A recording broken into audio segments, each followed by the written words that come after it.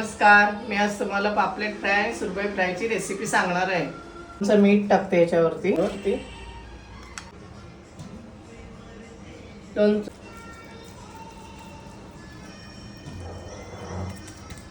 याला अर्धा तास आपण मॅरिनेट करून ठेवूया आणि अर्ध्या तासानंतर याला आपण फ्राय करायची. तांदळाचं पीठ 3 चमचे आणि 1 चमचा रवा घेतलेला आहे, ते मिक्स करून मी आता ते फ्राय करणार आहे. 2 चमचे तेल टाकते मी आता याच्यामध्ये. चांगला व्यवस्थित असं संपूर्ण लागला पाहिजे. त्या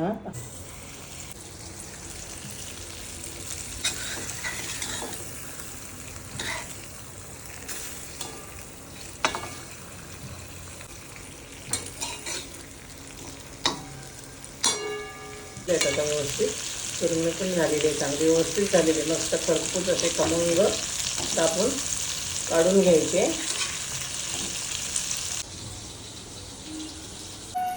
तयार झाले पापलेट फ्राय.